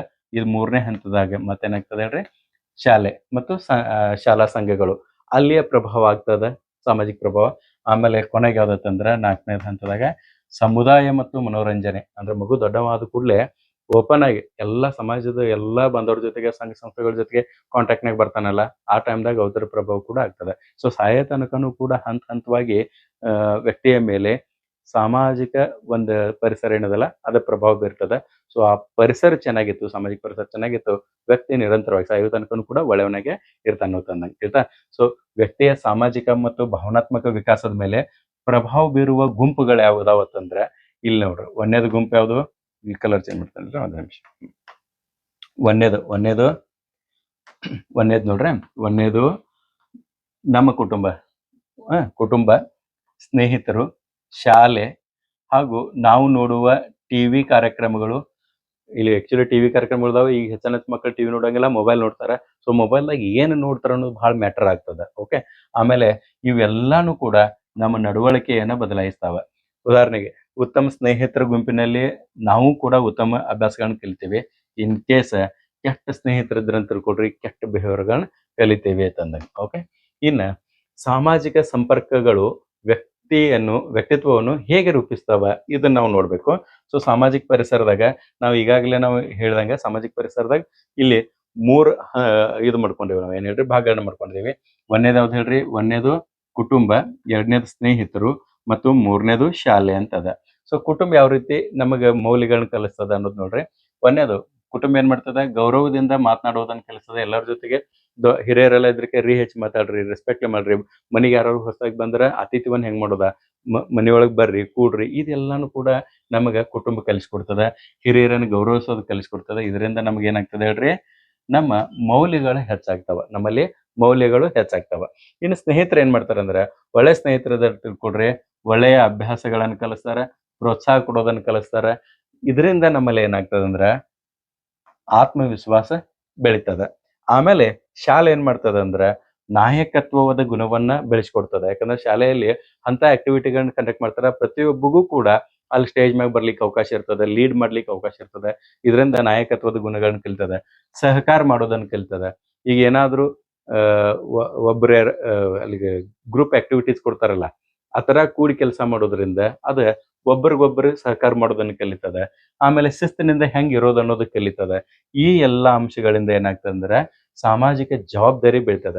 ಯಾವಾಗ ನಮ್ಮಲ್ಲಿ ಮೌಲ್ಯಗಳು, ಆತ್ಮವಿಶ್ವಾಸ ಮತ್ತು ಸಾಮಾಜಿಕ ಜವಾಬ್ದಾರಿ ಬರ್ತದಲ್ಲ, ಆಟೋಮೆಟಿಕ್ಲಿ ನಮಗೆ ಏನಾಗ್ತದೆ ಅಂದ್ರೆ ವ್ಯಕ್ತಿತ್ವ ವಿಕಾಸ ಆಗ್ತದ ಅಂತಂದಂಗೆ. ತಿಳಿತಾ? ನಮ್ದು ವ್ಯಕ್ತಿತ್ವ ವಿಕಾಸ ಆಗ್ತದ. ಅದಕ್ಕೆ ಉತ್ತಮ ಸಾಮಾಜಿಕ ಪರಿಸರ ಅಂತಂದ್ರ ಉತ್ತಮ ವ್ಯಕ್ತಿತ್ವ ಪ್ಲಸ್ ಉತ್ತಮ ನಡತೆ ಪ್ಲಸ್ ಉತ್ತಮ ಭಾವನಾತ್ಮಕ ಬೆಳವಣಿಗೆ ಇವೆಲ್ಲಾನು ಕೂಡ ಆಗ್ತಾವ ಅಂತಂದಂಗ. ಹಿಂಗಾಗಿ ಸಂಪೂರ್ಣ ವಿಕಾಸದ ಸೂತ್ರ ಅಂತ ಏನಿಲ್ಲ, ಅದು ಯಾವುದೇ ಒಂದ್ರ ಮ್ಯಾಗ ಡಿಪೆಂಡ್ ಆಗಿಲ್ಲ. ಅದು ಭೌತಿಕ ಪರಿಸರದ ಮೇಲೇನು ಕೂಡ ಇಂಪಾರ್ಟೆಂಟ್ ಅದ. ಅಷ್ಟೇ ಎರಡನೇ ಅಂಶವಾದ ಬೌದ್ಧಿಕ ಪರಿಸರದ ಕೂಡ ಅಟ್ಟ ಅವಶ್ಯಕತೆ ಅದ. ಮತ್ ಮೂರನೇದು ಸಾಮಾಜಿಕ ಪರಿಸರದ ಅವಶ್ಯಕತೆನೂ ಕೂಡ ನಮಗೆ ಅಷ್ಟ ಅದ. ಈ ಮೂರೂ ಕೂಡುದು ಅಂತ ತಿಳ್ಕೊಡ್ರಿ, ಆವಾಗ ಸಂಪೂರ್ಣ ವಿಕಾಸ ಆಗ್ತದೆ. ವ್ಯಕ್ತಿಯ ಸಂಪೂರ್ಣ ವಿಕಾಸ ಯಾವಾಗ ಆಗ್ತದ? ಭೌತಿಕ, ಬೌದ್ಧಿಕ ಮತ್ತು ಸಾಮಾಜಿಕ ಪರಿಸರಗಳು ಸಮವಾಗಿ ಆ ಮಗುವಿನ ಮೇಲೆ ಅಥವಾ ವ್ಯಕ್ತಿಯ ಮೇಲೆ ಧನಾತ್ಮಕ ಒಂದು ವಾತಾವರಣವನ್ನ ಕೊಟ್ಟಾಗ. ತಿಳಿತಾ? ಇನ್ನು ನೆಕ್ಸ್ಟ್ ನೋಡೋದಾದ್ರೆ ಸಮಗ್ರ ವಿಕಾಸದ ಒಂದು ಚೌಕಟ್ಟು ಅಂತ ಐತ್ಲ, ಇದನ್ನ ಪರೀಕ್ಷಾ ದೃಷ್ಟಿಯಿಂದ ನೀವು ನೆನ್ಪಿಟ್ಕೊಳ್ಳೋದಾದ್ರ ಒಂದೇದು ಇಲ್ಲಿ ನೋಡ್ರಿ, ಒಂದೇದು ಭೌತಿಕ ಪರಿಸರ, ಎರಡನೇದು ಬೌದ್ಧಿಕ ಪರಿಸರ, ಮೂರನೇದು ಸಾಮಾಜಿಕ ಪರಿಸರ ಅದ. ಭೌತಿಕ ಪರಿಸರ ಅಂತಂದ್ರೆ ನಮಗ್ ಮುಖ್ಯವಾಗಿ ಮಾಡೋದು ಕೆಲಸ ಯಾವ್ದ? ದೈಹಿಕ ಬೆಳವಣಿಗೆಗೆ ಸಹಾಯ ಮಾಡ್ತದ ಭೌತಿಕ ಪರಿಸರ, ಫಿಸಿಕಲ್ ಎನ್ವಿರಾನ್ಮೆಂಟ್. ಬೌದ್ಧಿಕ ಪರಿಸರ, ಇಂಟೆಲೆಕ್ಚುವಲ್ ಎನ್ವಿರಾನ್ಮೆಂಟ್ ಏನೈತಿಲ್ಲ, ಇದು ನಮಗೆ ಅದಕ್ಕೆ ಸಹಾಯ ಮಾಡ್ತದ? ಬುದ್ಧಿಶಕ್ತಿ ಮತ್ತು ಕಲಿಕೆಗೆ ಸಹಾಯ ಮಾಡ್ತದ. ಮತ್ತು ಸಾಮಾಜಿಕ ಪರಿಸರ ಏನೈತಿಲ್ಲ, ಸೋಷಿಯಲ್ ಎನ್ವಿರಾನ್ಮೆಂಟ್ ಅಂತ ಏನೈತಿಲ್ಲ, ಇದು ನಮಗೆ ವ್ಯಕ್ತಿತ್ವ, ನಡತೆ ಮತ್ತು ಭಾವನಾತ್ಮಕ ಬೆಳವಣಿಗೆಗೆ ಸಹಾಯ ಮಾಡ್ತದ. ಇದು ಟೋಟಲ್ ಸಾರಾಂಶ 3 ಲೈನ್ದಾಗ ಕೊಟ್ಟಿದ್ದದ. ಇದ್ರ ಮ್ಯಾಗೆ ಕಾನ್ಸೆಪ್ಟ್ ಮ್ಯಾಗ ಕ್ವಶನ್ಸ್ ಎಲ್ಲಾನು ಸಾಕಷ್ಟು ಕೇಳ್ತಾರ. ನಿಮ್ಗ ಅತಿ ಈಸಿಯಾಗಿ ಇದು ತಿಳಿತು ಅಂತ ತಿಳ್ಕೊಳ್ರಿ, ಪ್ರಶ್ನೆ ಅವ್ರು ಹೆಂಗೋ ಕೇಳಿ ಆ ಥರದ ಥೀಮ್ ನಮ್ಗೆ ಗೊತ್ತಾದ್ರೆ ಆನ್ಸರ್ ಮಾಡ್ಲಿಕ್ಕೆ ಅನುಕೂಲ ಆಗ್ತದ. ಇನ್ನು ಇವತ್ತಿನ ಅವಧಿದಾಗೆ ಕೆಲವೊಂದಿಷ್ಟು ಹೊಸ ಹೊಸ ಶಬ್ದಗಳು ಬಂದವ, ಅದನ್ನ ನೀವು ತಿಳ್ಕೊಬೇಕು. ಉದ್ದೀಪಕ ಅಂತ ಹೇಳಿ ಒಂದದ, ಇದೇನು ಹೊಸದಲ್ಲ. ಉದ್ದೀಪಕ ಅಂತಂದ್ರೆ ಸ್ಟಿಮ್ಯುಲಸ್, ಪ್ರಚೋದನೆ ಅಂತ ಹೇಳಿ ಕರಿತೀವಿ. ನಮ್ಮ ಪ್ರತಿಕ್ರಿಯೆಯನ್ನ ಕೆರಳಿಸುವಂತ ಅಂಶ ಏನೈತಿಲ್ಲ, ಅದಕ್ಕೆ ನಾವು ಉದ್ದೀಪಕ ಅಂತ ಹೇಳಿ ಕರಿತೀವಿ. ಇಂಗ್ಲಿಷ್ನಾಗ ಇದಕ್ಕೆ ಸ್ಟಿಮ್ಯುಲಸ್ ಅಂತ ಹೇಳಿ ಕರಿತೀವಿ. ಇನ್ನು ಎರಡನೇ ಶಬ್ದ ಯಾವ್ದಂದ್ರೆ ಗರ್ಭಧೃತ ಅಂಡಾಣು. ಇದಕ್ಕ ಗರ್ಭಧೃತ ಅಂಡಾಣುಗ ಜೈಗೋಟ್ ಅಂತ ಹೇಳಿ ಕರಿತಾರೆ ಇಂಗ್ಲಿಷ್ನಾಗ. ಹೇಳ್ತಾ? ಜೈಗೋಟ್ ಅಂತ ಹೇಳಿ ಕರಿತಾರೆ. ಯುಗ್ಮಜ ಅಂತ ಹೇಳಿ ಕನ್ನಡನಾಗ ಕರಿತಾರೆ. ಲಾಸ್ಟ್ ಪೀರಿಯಡ್ದಾಗ ಇದ್ರ ಕುರಿತು ನಾವು ಅಭ್ಯಾಸ ಮಾಡಿದೇವಿ. ಓಕೆ, ತಾಯಿಯ ಗರ್ಭದಲ್ಲಿ ಜೀವದ ಮೊದಲ ಹಂತ ಏನೈತಿಲ್ಲ, ಅದಕ್ಕೆ ನಾವೇನ್ ಕರಿತೇವೆ ಹೇಳ್ರಿ? ಗರ್ಭಧೃತ ಅಂಡಾಣು ಅಂತ ಹೇಳಿ ಕರಿತೇವೆ. ಇನ್ನು ಮೂರನೇ ಶಬ್ದ ಪ್ರಸವ ಪೂರ್ವ, ಪ್ರೀ ನೆಟಲ್ ಅಂತ ಹೇಳಿ ಕರಿತೇವೆ. ಪ್ರೀ ನೆಟಲ್ ಅಂತಂದ್ರೆ ಪ್ರಸವ ಪೂರ್ವ, ಹುಟ್ಟುಕ್ಕಿಂತ ಮೊದಲಿನ ಅವಧಿ ಏನೈತಿಲ್ಲ, ಅಂದ್ರೆ ಮಗು ಹುಟ್ಟುವ ಮುಂಚಿನ ಅವಧಿ, ತಾಯಿಯ ಗರ್ಭದಲ್ಲಿ ಇರ್ತದಲ್ಲ ಆ ಅವಧಿಯನ್ನ ಪ್ರಸವ ಪೂರ್ವ ಅಂತ ಹೇಳಿ ಕರಿತೀವಿ. ಮತ್ತ ನಾಲ್ಕನೇ ಶಬ್ದ ಜನನ ನಂತರ, ಪೋಸ್ಟ್ ನೆಟಲ್ ಅಂತ ಹೇಳಿ ಕರಿತೀವಿ. ಮಗು ಹುಟ್ಟಿದ ನಂತರದ ಅವಧಿ. ಮಗು ಹುಟ್ಟಿದ ನಂತರದ ಅವಧಿ ಅಂದ್ರೆ ಮನೆಯೊಳಗಿನ ವಾತಾವರಣ ಇರ್ತಲ್ಲ, ಅದಕ್ಕೆ ನಾವು ಜನನ ನಂತರ ಅವಧಿ, ಹೊರಗೆ ಬಂದ ಕೂಡಲೇ. ಆಮೇಲೆ ಸಾಮಾಜಿಕ ಅನುವಂಶೀಯತೆ ಅಂತ ಹೇಳಿ ಒಂದು 5ನೇ ಶಬ್ದ. ಆಕ್ಚುಲಿ ಸಾಮಾಜಿಕ ಅನುವಂಶೀಯತೆ ಇರಂಗಿಲ್ಲ, ಆದ್ರೂ ಇಲ್ಲೊಂದು ಶಬ್ದ ಯಾವ್ದಕ್ಕೈತೆ ಅಂದ್ರೆ ಹಿಂದಿನ ಪೀಳಿಗೆಯಿಂದ ಬಳವಳಿಯಾಗಿ ಬಂದಂತ ಸಂಸ್ಕೃತಿ ಏನೈತಲ್ಲ, ಇದಕ್ಕ ಮನೋವಿಜ್ಞಾನಿಗಳು ಏನಂತ ಕರೀತಾರೆ ಅಂದ್ರೆ ಸಾಮಾಜಿಕ ಅನುವಂಶತೆ ಅಂತ ಹೇಳಿ ಕರೀತಾರೆ. ಸೋಷಿಯಲ್ ಹೆರಿಡಿಟಿ ಅಂತ ಹೇಳಿ ಇದಕ್ಕೆ ಇಂಗ್ಲಿಷ್ನಲ್ಲಿ ಕರೀತಾರೆ. ಸೊ ಈ 5 ಶಬ್ದಗಳು ಏನಿದಾವಲ್ಲ ಇವು ಇವತ್ತಿನ ಒಂದು ಅವಧಿ ಒಳಗೆ ಪದೇ ಪದೇ ರಿಪೀಟ್ ಆದಂತಹ ಒಂದು ಶಬ್ದಗಳು. ಅದರ ಅರ್ಥ ನಿಮ್ಗೆ ಕ್ಲಿಯರ್ ಆಗಿ ಗೊತ್ತಿರಲಿ. ಇನ್ನು ಕೊನೆಯದಾಗಿ ಇದರ ಒಂದು ಕನ್ಕ್ಲೂಷನ್ ಮಾಡೋಕ್ಕಿಂತ ಪೂರ್ವದಾಗ ಪರಿಸರ ಎಂಬ ಪೋಷಣೆ ಒಬ್ಬ ವ್ಯಕ್ತಿಗೆ ಎಷ್ಟು ಇಂಪಾರ್ಟೆಂಟ್ ಐತೆ ಅನ್ನೋದನ್ನ ನಾವು ಇಲ್ಲಿ ಒಂದು ಈ ಚಿತ್ರದ ಮೂಲಕ ನೋಡೋಣ. ಇತರದ ಇದು ವಿವರಣೆ ಕೂಡ ಇಲ್ಲಿ ಸೈಡ್ ಕೊಡಿದಾನೆ. ಒಂದು ಬೀಜ ದೊಡ್ಡ ಮರವಾಗಿ ಬೆಳೆಯಲು ಅದಕ್ಕೆ ಏನೇನ್ ಬೇಕಂದ್ರ ಒಂದನೇದು ಉತ್ತಮ ಮಣ್ಣು ಬೇಕು, ಎರಡನೇದು ನೀರು ಬೇಕು, ಮೂರನೇದ ಸೂರ್ಯನ ಬೆಳಕು ಬೇಕು. ಇವು ಮೂರು ಪ್ರಾಪರ್ ಆಗಿ ಸಿಕ್ಕು ಅಂತ ತಿಳ್ಕೊಡ್ರಿ, ಅದು ಬೀಜ ಇದ್ದದ್ದು ಹೆಮ್ಮರವಾಗಿ ಬೀಳ್ತದ. ಫಾರ್ ಎಕ್ಸಾಂಪಲ್ ಇಲ್ಲಿ ನೋಡ್ರ, ಇಲ್ಲಿ ಇದೇನೈತ್ಲ ಮಣ್ಣು ಇದೆಲ್ಲ ಐತಲ್ಲ, ಬೇರುಗಳಿಗೆ ಮಣ್ಣೆಲ್ಲ ಸಿಕ್ಕೈತ್ಲ, ಇದು ಭೌತಿಕ ಪರಿಸರ. ಆಮೇಲೆ ಇಲ್ಲಿಂದ ಅದು ಬೆಳ್ಳಿಗೆ ಶುರು ಆಯ್ತಲ್ಲ, ಅದನ್ನ ನಾವು ಬೌದ್ಧಿಕ ಪರಿಸರ ಅಂತ ಹೇಳಿ ಕರಿತೇವೆ ಎರಡನೇದ. ಆಮೇಲೆ ಅದು ಹಣ್ಣ ಮತ್ತು ಹೂಗಳನ್ನೆಲ್ಲ ಕೊಡಾಕೈತಿ, ನೆರಳು ಕೊಡಾಕೈತಿ, ಅದಕ್ಕೆ ನಾವೇನ್ ಕರಿತೇವೆ ಸಾಮಾಜಿಕ ಪರಿಸರ ಅಂತ ಹೇಳಿ ಕರಿತೇವೆ. ಇದು ಮೂರನೇದು. ಇದೇ ರೀತಿ ಒಂದು ಮಗುವಿನ ಮ್ಯಾಗ ಉತ್ತಮವಾದ ಭೌತಿಕ ಬೌದ್ಧಿಕ ಮತ್ತು ಸಾಮಾಜಿಕ ಪರಿಸರ ಆಯ್ತು ಅಂತ ತಿಳ್ಕೊಡ್ರಿ, ಆವಾಗ ಏನಾಗ್ತದೆ ಅಂದ್ರೆ ಮಗು ಒಬ್ಬ ಉತ್ತಮವಾದಂತಹ ವ್ಯಕ್ತಿತ್ವವನ್ನು ಬೆಳೆಸ್ಕೊಂಡಂತ ವ್ಯಕ್ತಿ ಆಗ್ತಾನೆ ಅಂತ. ಸಮಾಜಕ್ಕೆ ಉತ್ತಮ ವ್ಯಕ್ತಿತ್ವದ ಜನರು ಬೇಕಾಗಿದ್ದಾರೆ. ಈ ಹಿನ್ನೆಲೆಯಲ್ಲಿ ಈ ಒಂದು ಏನಿರೋದಲ್ಲ ವ್ಯಕ್ತಿತ್ವ ವಿಕಾಸದಲ್ಲಿ ಪರಿಸರದ ಪ್ರಭಾವ ಅಂತ ಏನದಲ್ಲ, ಇದ್ರ ಕುರಿತು ನಾವು ಸಂಪೂರ್ಣವಾಗಿ ತಿಳ್ಕೊಂಡಂಗಾಯ್ತು. ಇದ್ರ ಕುರಿತು ಬಹುಶಃ ಏನು ಕನ್ಫ್ಯೂಷನ್ ಇರಂಗಿಲ್ಲ ಅಂತ ಹೇಳಿ ತಿಳ್ಕೊಂಡಾನೆ. ಆದ್ರೂ ಕೂಡ ತಮಗೆ ಏನಾದರೂ ಒಂದು ಕನ್ಫ್ಯೂಷನ್ ಅನಿಸಿದ್ರೆ ಮತ್ತೆ ಕಮೆಂಟ್ ಮೂಲಕ ತಿಳಿಸ್ರಿ, ಅದನ್ನು ಉತ್ತರವನ್ನು ಕೊಡುವಂತ ಪ್ರಯತ್ನ ಮಾಡ್ತೀನಿ. ಮತ್ತೆ ಇದಕ್ಕೆ ಸಂಬಂಧಿಸಿದಂತ PDF ನೋಟ್ಸ್ ಬೇಕಂತ ಕೇಳಿದ್ರೆ ಆ PDF ನೋಟ್ಸ್ ಅನ್ನ ನಾನು ಡಿಸ್ಕ್ರಿಪ್ಷನ್ ಅಲ್ಲಿ ಕೊಟ್ಟಿದ್ದೇನೆ. ಸೊ ಅಲ್ಲಿ ಡೌನ್ಲೋಡ್ ಮಾಡ್ಕೊಳ್ರಿ, ಮತ್ತೆ ನೋಟ್ಸ್ ಮತ್ತೊಂದ್ಸಲ ಓದ್ಕೊಂಡು ನೀವು ಎಕ್ಸಾಮ್ಗೆ ಪ್ರಿಪೇರ್ ಆಗ್ರಿ ಅಂತ ಹೇಳ್ತಾ, ಮುಂದಿನ ಅವಧಿಯಲ್ಲಿ ಈ ಅನುವಂಶತೆ ಮತ್ತು ಪರಿಸರಕ್ಕೆ ಸಂಬಂಧಿಸಿದಂತಹ ಕೆಲವೊಂದಿಷ್ಟು ವಾದಗಳದಾವ, ಆ ವಾದಗಳ ಕುರಿತು ಅಭ್ಯಾಸ ಮಾಡೋಣ. ಅಲ್ಲಿವರೆಗೂ ನಮಸ್ಕಾರ.